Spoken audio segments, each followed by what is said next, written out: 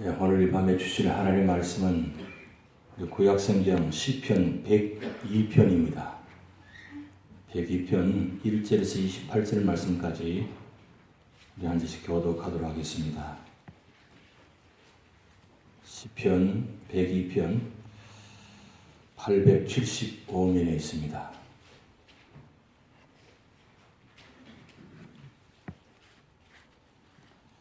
우리 한 절씩 교독하도록 하겠습니다. 여호와여, 내 기도를 들으시고 나의 부르짖음을 주께 상달하게 하소서. 나의 괴로운 날에 주의 얼굴을 내게서 숨기지 마소서. 주의 귀를 내게 기울이사 내가 부르짖는 날에 속히 내게 응답하소서. 내 날이 연기같이 소멸하며 내 뼈가 숯같이 탔음이니이다. 내가 음식 먹기도 잊었으므로 내 마음이 풀같이 시들고 말라버렸사오며 나의 탄식 소리로 말미암아 나의 살이 뼈에 붙었나이다. 나는 광야의 올빼미 같고 황폐한 곳에 붕이같이 되었사오며 내가 밤을 새우니 지붕 위에 외로운 참새 같으니이다. 내 원수들이 종이 나를 비방하며 내게 대항하여 미칠 듯이 날뛰는 자들이 나를 가리켜 맹세하나이다. 나는 죄를 양식같이 먹으며 나는 눈물 섞인 물을 마셨나이다. 주의 분노와 진노로 말미암음이라. 주께서 나를 들어서 던지셨나이다. 내 날이 기울어지는 그림자 같고 내가 풀에 시들어짐 같으니이다. 여호와여, 주는 영원히 계시고 주에 대한 계획은 대대에 이르리이다. 주께서 일어나사 시온을 긍휼히 여기시리니 지금은 그에게 은혜를 베푸실 때라. 정한 기한이 다가오미니이다. 주의 종들이 시온의 돌들을 즐거워하며 그의 티끌도 은혜를 받나이다. 이에 문나라가 여호와의 이름을 경외하며 이 땅의 모든 왕들이 주의 영광을 경외하리니 여호와께서 시온을 건설하시고 그의 영광 중에 나타나셨습니다. 여호와께서 빈궁한 자의 기도를 돌아보시며 그들의 기도를 멸시하지 아니하셨도다.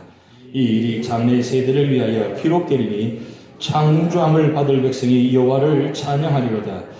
여호와께서 그의 높은 성소에서 그거 보시며 하늘에서 땅을 살펴보셨으니 이는 갇힌 자의 탄식을 들으시며 죽이기로 정한 자를 회항하사 여호와 이름을 시온에서 그 영예를 예루살렘에서 선포하게 하려 하심이라. 그때 민족들과 나라들이 함께 모여 여호와를 섬기리로다. 그가 내 힘을 중도에 쇠약하게 하시며 내 날을 짧게 하셨도다. 나의 말이 나의 하나님이여, 나의 중년에 나를 데려가지 마옵소서. 주의 연대는 대대에 무궁하니이다. 주께서 옛적에 땅의 기초를 놓으시사오며 하늘도 주의 손으로 지으신 바니이다. 천지는 없어지리니와 주는 영존하시겠고 그것들은 다 옷같이 날거리니 의복같이 바꾸시면 바뀌려니와 주는 한결 같으시고 주의 연대는 무궁하리이다. 주의 종들의 자손은 항상 안전히 거주하고 그의 호수는 주 앞에 굳게 서리이다 하이도다. 아멘.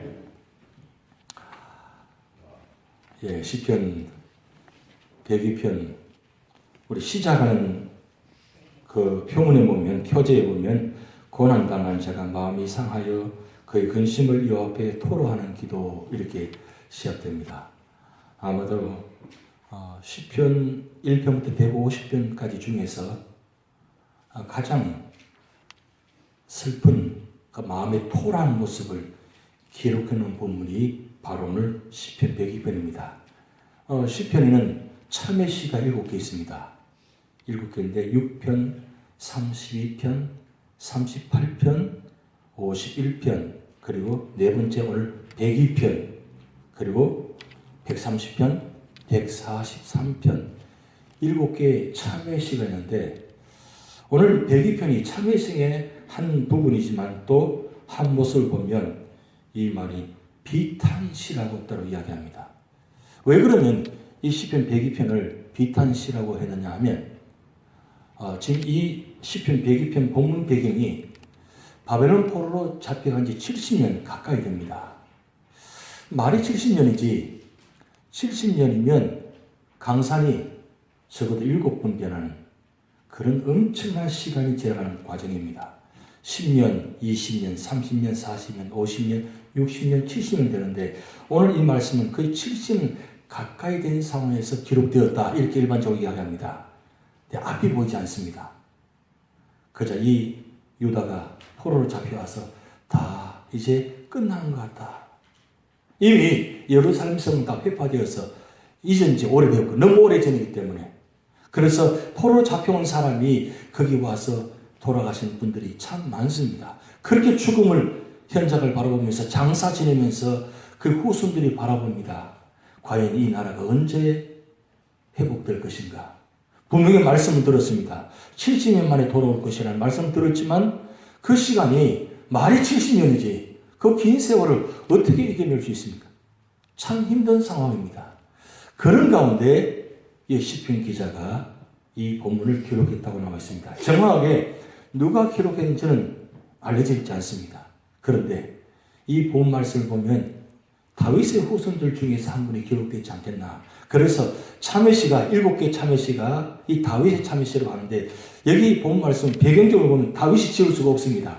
그런데 다윗의 후손 중에 한 분이 지었지 않겠나. 그래서 다윗의 참회시에 포함시켜가지고 후손들이 다윗의 참회시다 이렇게 기록해 놓았지만 사실은 참회시보다는 비탄시에 더 가깝습니다. 그런데 오늘 여러분 1절 2절 말씀 보시면 이렇게 기록되어 있습니다. 여호와의 내 기도를 들으시고 나의 부르짖음에 주께 상달하게 하소서. 2절 우리 다 같이 합독하시겠습니다. 나의 괴로운 날에 주의 얼굴을 내게서 숨기지 마소서. 주의 귀를 내게 기울이사 내게 부르시는 날에 속히 내게 응답하소서. 1절 2절이 서론격입니다. 그런데 이 시편 기자가 하나님께 기도하는데 어떻게 기도하느냐면 주님의 얼굴을 여기 말씀 보면 숨기지 마소서. 여러분 하나님의 얼굴을 구약에는 많이 이야기합니다. 그런데 특별히 그 가운데 이 하나님의 얼굴을 돌릴 경우는 저주받는 경우입니다. 그런데 얼굴을 하나님께서 우리를 향해서 보실 때 어떤 축복이 주어지느냐. 그것이 바로 민수기 6장 24절에서 26절 말씀입니다. 우리가 늘 알고 있는 말씀인데 한번 같이 한번 읽어보실까요? 여호와는 내게 복을 주시고 너를 지키시기를 원하며 여호와는 그의 얼굴을 내게 비추사 은혜 베푸시기를 원하며 여호와는 그 얼굴을 내게로 향하여 대사 평강 주시기를 원하노라. 아멘. 글자가 잘 안 보이죠? 잘 보입니다. 잘 보입니다. 앞에 계신 분은 잘 보일 텐데 뒤에 계신 분은 잘 안 보일 거예요. 이게 바뀌면서 글자가 교체되어 버렸어요. 때로 한 번씩 이럴 경우가 있습니다. 근데 원래 굵은 글자인데 여러분 그래도 늘 듣던 말씀이니까 늘 봤던 말씀이니까 여러분 그래서 이 말씀 다 기억하실 겁니다. 그리고 제가 꼭 여러분들 생신되면 꼭 생신 카드에 이 본 말씀 꼭 적어드립니다. 이것이 바로 구약의 축복 기도예요. 근데 가장 중요한 건 뭐냐면 하나님의 얼굴을 비출 때 어떤 축복이 주어지느냐. 은혜가 주어지고 평강의 축복이 주어지는 겁니다. 그래서 유대인들은 지금도 만나면 샬롬 인사합니다. 이 샬롬 인사는 하나님의 평강이 여러분 가정에 있기를 소원합니다. 그런 마음으로 인사하는 거예요. 그렇다면 지금 내가 샬롬 하면 하나님께서 이 샬롬의 단어를 통해서 상대방이 받는 순간에 하나님께서 이 샬롬을 통해서 전달이 돼가지고 그분에게 아멘이 되어지고 얼굴이 비춰지는데 어떻게 해요? 비춰서 하나야 더싸 그랬어요. 놀라울 정도로 하나님께서 우리를 향한 모습이 이렇게 하나님께서 존칭을 써서 향하여 더싸까지 말씀합니다. 왜 이렇게 말씀하시느냐? 유대인들에게는 하나님의 얼굴이 곧 생명입니다. 구원입니다. 그런데 하나님의 얼굴을 돌리시면 어떻게 되느냐? 이건 저주받은 때와 같은 경우라는 사실입니다. 그래서 그분들은 꼭 나갈 때도 뒤를 돌아서지 않고 그냥 그 얼굴 모습 보면서 뒤를 걸어 나간다 합니다. 우리 옛날에 어르신들 앞에 있을 때 어떻게 합니까? 뒤를 보지 않고 그냥 나가지 않잖아요. 그냥 인사드린 모습 그대로 뒤걸음쳐서 나가잖아요. 뭐 이런 영향이 있는지 모르지만 의미가 굉장히 있다고 생각합니다. 이 얼굴과 얼굴을 마주보는 것 굉장히 중요한 의미입니다. 바로 인사이자 관계입니다. 근데 하나님께서 우리의 관계를 어떻게 맺으시느냐? 언제나 얼굴을 바라보시는데 그 바라보시는데 어떻게 바라보시느냐? 시편 121편에 어떻게 바라보신다고 기록되어 있습니까? 출입을 지키신다 그러세요. 언제나 변함없이 바라보시는 그 주님의 은혜. 그래서 시편 121편은 성경에서 하나님 마음을 가장 잘 담아놓은 말씀입니다. 하나님께서 어떻게 우리를 바라보시느냐? 졸지도 아니하시고 주무시도 아니하시고 우리를 바라보고 계신다. 아멘입니까? 하나님은 24시간 365일 아니 10년 20년 아니 60년 아니 70년 지금 이스라엘 유다 백성들이 포로로 잡혀가 있는데 70년 동안 유다 백성들은 희망을 잃어버렸습니다. 그렇게 절망적인 상황입니다. 근데 다 절망하더라도 이 믿음의 사람들 끝까지 절망하지 않습니다. 왜냐하면 하나님이 우리를 바라보고 계신다. 그래서 이 시편 기자가 오늘 2절 말씀에 주의 얼굴을 숨기지 마소서. 주님께서 바라보시기만 하면 된다는 거예요. 여러분 우리 가정을 우리 교회를 우리 삶의 자신을 언제나 하나님은 바라보고 계신다고 늘 생각하고 믿으면 우리의 행동과 생각이 달라집니다. 이 하나님께서 24시간 바라보신다고 생각하지 않으니까 내 생각대로 내 방법대로 살아가잖아요. 심지어는 악한 일을 행하잖아요. 그런데 하나님께서 24시간 나를 바라보신다고 한번 생각해 보세요. 감히 두려워서 두려워 떨리는 마음으로 매일매일 살아가실 거예요. 왜냐하면 하나님 나라를 보시는 거니까. 그런데 그 하나님이 나에게 두려운 하나님이 아니고 나에게 은혜를 주시는 하나님, 나에게 평강을 주시는 하나님, 그 하나님이 나를 바라보고 계신다. 그거면 됐잖아요. 한번 따라해볼까요? 그거면 됐잖아요. 그거면 됐잖아요. 하나님 은혜 주시고 평강 주시면 됐죠. 뭘 더 바래요? 근데 언제나 우리에게 은혜를 주시고 평강을 주시는데 우리가 깨닫지 못하니까 늘 원망하고 불평하잖아요. 여러분 이스라엘 백성들이 광야 40년 동안 그 행진에 나가면서 위에는 구름 기둥과 불 기둥으로 인도하시고 매일같이 만나와 메추라기 먹여주셨습니다. 그 뜻은 하나님께 지금 은혜를 주고 계십니다. 그런데 이스라엘 백성들이 어떻게 했습니까? 지금 위에 지금 구름 기둥이 있습니다. 불 기둥이 있습니다. 매일같이 만나를 먹고 있습니다. 그런데 그들이 매일같이 만나를 먹으면서도 그들의 말은 감사합니다. 아멘, 행복합니다. 기쁩니다. 아니고 왜 기왕에 상처를 줄 것 같으면 부추까지 주시지. 왜 마늘까지 안 주십니까? 그게 이스라엘 백성들의 탄식의 소리입니다. 어디까지 줘야 돼요? 여러분 성경에 그대로 다 나와 있어요. 이스라엘 백성들이 상추와 부추, 마늘까지 요구가 있어요. 기가 막힌 일입니다. 그것이 인간의 모습이에요. 근데 오늘 시편 기자는 그 포로 생활 70년 긴 세월 동안 절망적인 상황 가운데도 그가 끈을 놓지 않은 한 가지는 뭐냐면 하나님이 얼굴을 숨기지 아니하시고 지금 보시고 계신다는 것. 그런데 그 보시고 계시는 상황 가운데도 시편 기자는 3절부터 11절까지 그의 마음을 토로하는데 어떻게 토로하는 줄 아십니까? 한번 보시겠습니다. 3절 말씀 보면 이렇게 고백합니다. 내 날이 소멸하고 있나이다. 내 날이 소멸하고 있다. 지금 무슨 뜻입니까? 지금 인생의 삶이 끝나가고 있다는 겁니다. 하루하루 그저 죽음을 나를 기다리면서 하루하루 죽어가고 있다는 그 뜻이에요. 그리고 3절 말씀은 내 뼈가 숯같이 타나이다. 이건 참 극단적인 표현입니다. 뼈가 숯이 타는데 시커멓게 변하잖아요. 내 뼈가 타면 어떻게 돼요? 고통스럽잖아요. 지금 시편 기자가 지금 상황 고백하고 있는 건 내용이 그겁니다. 내 뼈가 숯같이 탈 정도로 심히 마음이 아프고 고난당하고 있다는 그 뜻입니다. 그리고 4절 말씀 보면 내 마음이 풀같이 시들고 버리나이다. 풀이 어떻습니까? 피어있는 것 같은데 금방 시들어버리는, 말라버리는 그런 인생처럼 우리의 인생이 그렇다는 겁니다. 지금 유다 백성들이 포로 생활 70년 해가면서 그들의 결과가 바로 풀같이 말라버리는 상황. 그리고 5절 말씀에 내 탄식 소리로 나의 살이 뼈에 붙었나이다. 여러분 살이 뼈에 붙었다는 것은 그만큼 말라진 상황입니다. 아무것도 없어지는 상황입니다. 뼈밖에 남지 않다고 이야기합니다. 여러분 아픈 분들이 마지막 병상에서 돌아가시 전에 보면 몸이 어떻습니까?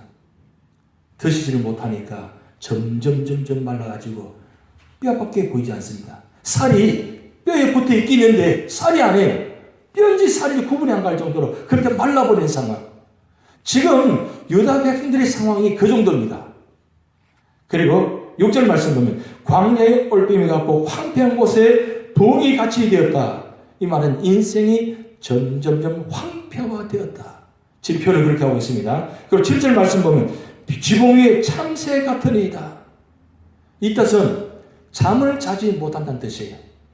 지금 제가 오늘 오후에 교회 한 바퀴를 도는데 뒤편에 보니까 이 참새가 우리 교회 지붕으로 안에 들어갔다 나갔다 제가 보았어요. 그래서 그 안에서 이 보면 교육관은 성가대실 위쪽에 보면 자꾸 소리 나거든요. 소리가 나는데 그 참새가 그리로 들어와가지고 안에서 새끼를 넣은 거예요. 지금도 있는 것 같아요. 보니까 계속 출입하고 있어요. 아, 지금 이번 주간에 막아야 되겠다. 그런 생각을 했어요. 그런데 오늘 여기 참새 보세요. 밤에 잠을 자지 않습니다. 그런데 왜 그러냐? 잠을 잘 수가 없어. 언제 죽을지 모르는 상황이니까. 상황이 아주 마지막까지 왔다는 뜻입니다. 그리고 8절 말씀 보면 원수들이 종일 비방하나이다. 원수들이 종일 비방하는데 이 바벨론의 포로로 잡혀가는 상황인데 바벨론에 있는 사람들이 이 유다 백성을 향해서 그야 포로 생활인데 종일토록 비방합니다. 너 하나님은 살아계시지 않다. 너는 죽었다. 너는 곧 죽을 것이다. 계속 비방합니다. 이 비방의 소리를 얼마나 들었느냐. 70년 가까이 지금 듣고 있습니다. 기가 막히잖아요. 하나님의 선택된 백성들인데 하나님의 선민이라고 자처하는 그 사람들이 지금 바벨론 사람을 통해서 하나님의 저주를 받고 있어요. 비방을 당하고 있어요. 얼마나 기가 막힌 상황입니까? 그리고 9절에 10절 말씀 보면 슬픔이 내 양식이니다. 슬픔의 눈물이 밥 먹듯이 먹고 있다는 거예요. 너무 슬퍼서 너무 기가 막혀서. 그리고 11절 말씀 보면 내 날이 사라지나이다. 마지막 결론은 내 날이 점점 사라져버린다. 지금 이 상황이 3절부터 11절까지 바벨론 포로 생활의 모습을 기록하고 있습니다. 여러분 우리나라도 36년간 일제 식민자에 있으면서 많은 고통을 당했잖아요. 여기 계신 분들 중에서 그렇게 체험하신 분들 계실 겁니다. 얼마나 힘들었든지. 그래서 두고 잊지 못하고 있잖아요. 36년도 대단한데 70년이라면 얼마나 긴 시간입니까? 근데 그 긴 시간 동안 그들의 삶이 지금 3절부터 10절까지 사람으로 상상할 수 없는 그런 슬픔과 고통과 비탄과 역경을 지금 당하고 있는 장면을 이 시편 기자가 한 절 한 절 구체적으로 기록해 놓았어요. 여러분 이렇게 읽어보시니까 마음이 어떻습니까? 마음이 와닿습니까? 이게 나의 삶과 연결되는 것 같습니까?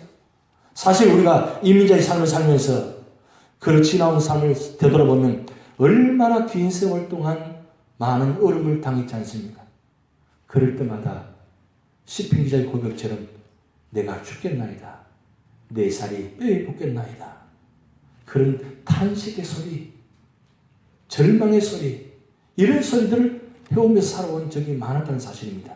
그런데 그런데도 불구하고 오늘 시편 기자는 한 가지 놓지 않는 것, 하나님을 보고 있다는 사실이에요. 지금 누구에게 이것을 토로하고 있냐? 하나님께 토로하고 있어요. 세상에 토로하고 있는 것이 아니라 세상을 향해서 외치고 있는 것이 아니고 세상을 향해서 원망하고 탄식하고 그렇게 기도하는 것이 아니라 하나님을 향해서 이 마음을 다 토로해서 내고 있는 거예요. 왜 이렇게 하고 있습니까? 소망은 하나님밖에 없다는 거죠. 왜냐하면 이 모든 결과는 결국 누구 때문이냐? 오늘 10절 말씀 같이 읽어보겠습니다. 10절 말씀 주의 분노가 진노로 말미암으리라. 주께서 나를 들어서 던지셨나이다. 여기 말씀 배경은 이렇게 된 것은 유다 백성들의 죄로 말미암아 하나님께서 들어서 던졌었다 그랬어요. 어디로요? 바벨론을 던졌었다 그랬어요. 아예 들어서 던져버릴 겁니다. 그 정도로 주님께서 분노하셨습니다. 왜 분노하셨습니까? 그것은 유다 백성들이 그토록 하나님의 신하는 우상을 숭배하고 하나님을 떠났습니다.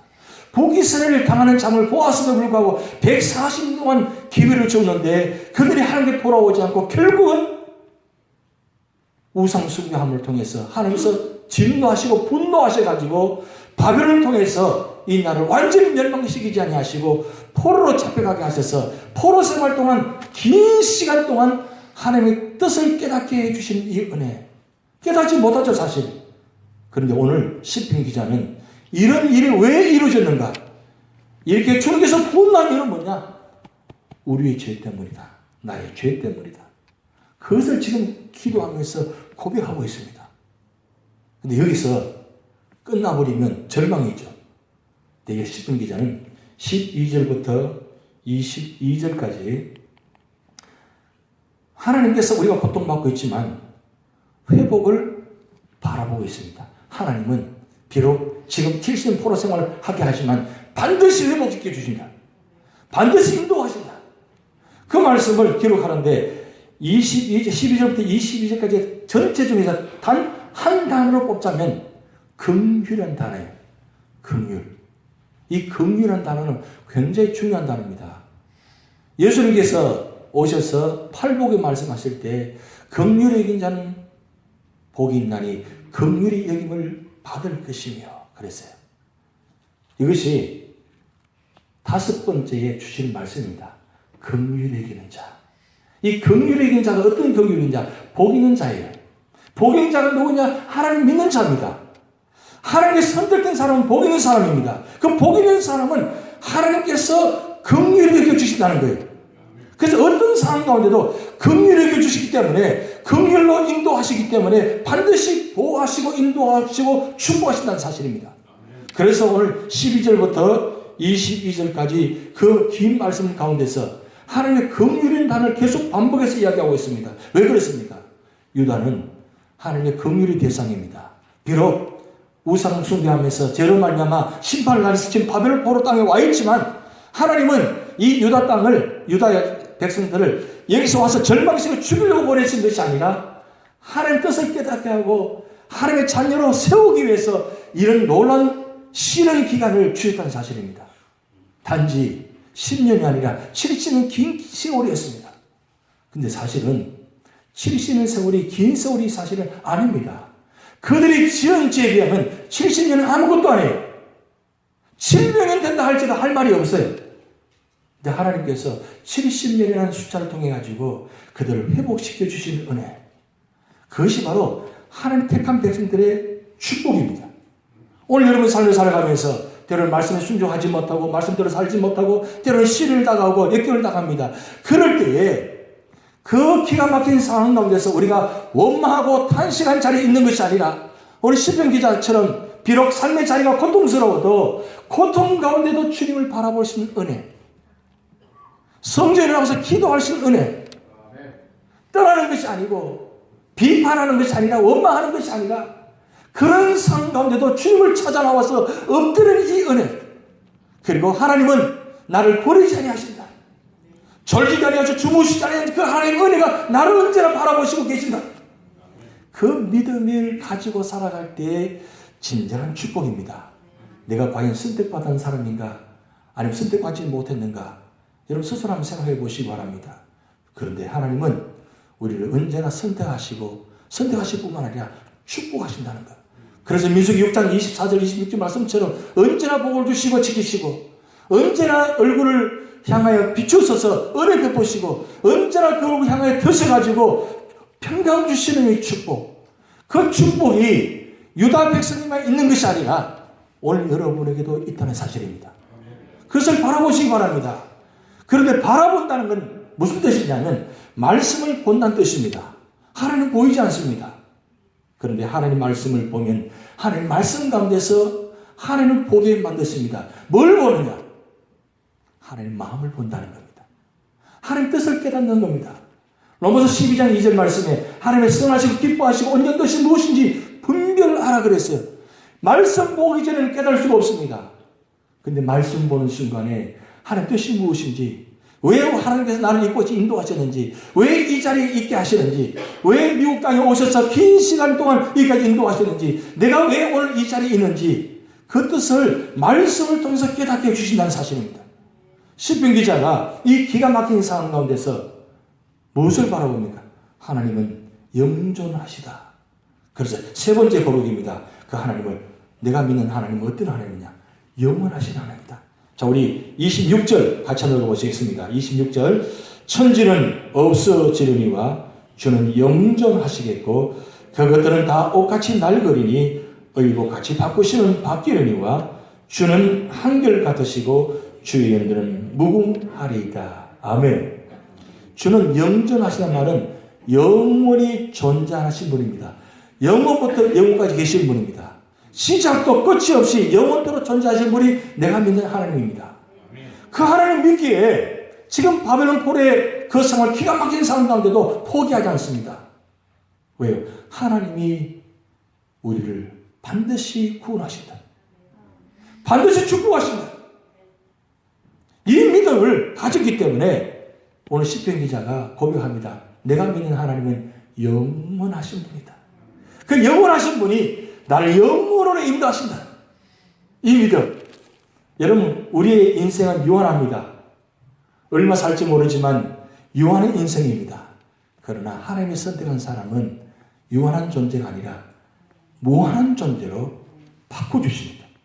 우리가 예수 믿고 구원받는 그 순간에 우리는 유한한 존재에서 무한한 존재로 바뀌었습니다. 그래서 이 무한한 존재기에 무한하신 하나님과 동행할 때 그 축복의 은혜가 우리가 주어진다는 사실이에요. 그래서 오늘 마지막 28절 말씀에 우리 합독하시겠습니다. 주의 종들의 자손은 항상 안전히 거주하고 그의 후손은 주 앞에 굳게 서리다 하였도다. 아멘. 믿는 자의 자손은 뭐라고 말씀합니까? 안전히 거주한다. 하나님 안에서. 하나님 안에서. 여러분 시편 16편 말씀 보면 줄로 지어준 구역은 아름다운 곳에 있음이여 라고 했습니다. 하나님께서 우리에게 줄로 준 구역은 하나님께 계시기 때문에 거기는 안전한 곳이고 아름다운 곳입니다. 여러분이 머무신 이 자리가 안전한 자리요 아름다운 자리입니다. 세상에도 마찬가지입니다. 세상 속에서도 말씀으로 믿음으로 살아가면 그 자리가 하나님과 동의하는 자리가 되면 그 자리가 하나님께 계시기 때문에 그 자리는 안전한 자리요 아름다운 자리입니다. 여러분 사업장 아름다운 곳입니다. 왜냐하면 하나님께서 주신 기회이기 때문입니다. 여러분 가장 아름다운 곳입니다. 하나님 주신 가정이기 때문입니다. 하나님께서 거하시는 곳은 언제나 샬롬입니다. 은혜가 있습니다. 평강이 있습니다. 그 하나님과 동행하는 자가 축복입니다. 여러분 삶의 자리에 비록 삶이 힘들고 어렵다 할지라도 이 시편 기자처럼 고백하신 여러분 되시기 바랍니다. 오늘 아침에 새벽 기도 때 제가 한 가지 법칙을 말씀드렸습니다. 행복 총량의 법칙이라는 겁니다. 기억하시겠습니까? 이것은 지금까지 내가 닥친 부른 만큼 앞으로 행복만 찾아올 것이라는 것. 내가 지금까지 고통을 당해왔으면 그 긴 시간이었다면 그 긴 시간 만약에 예를 들면 70년이었다면 내게 다가올 행복도 70년이 준비되는 그 뜻이에요. 그리고 소망이 있잖아요. 지금까지 어떤 삶을 살아온지 여러분 잘 아실 것입니다. 그런데 지금까지 살아온 것보다 앞으로 다가올 하나님의 예비된 은혜 축복, 이건 지금까지 비교가 안 되는 놀라운 축복을 하나님께서 준비해 놓으셨습니다. 그 놀라운 준비를 축복을 바라보시면서 말씀으로 승리하시는 여러분 되시기 바랍니다. 우리 찬양하시겠습니다. 주님 다시 오실 때까지 우리는 나는 이 길을 가리라. 우리 가사 뜻을 생각하시면서 찬양 드립니다.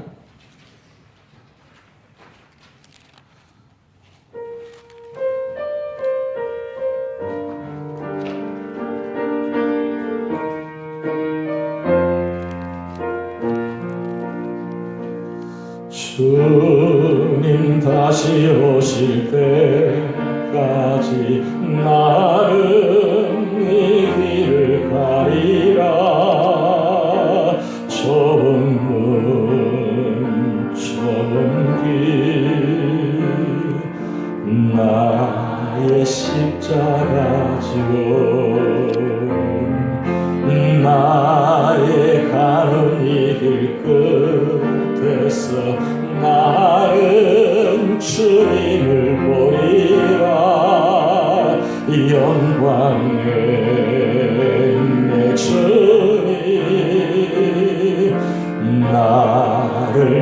찾아주시리.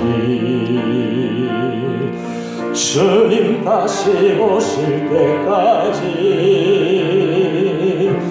나는 일어나 달려가리라. 주의 영광 온 땅 덮을 때 나는 일어나 노래하리.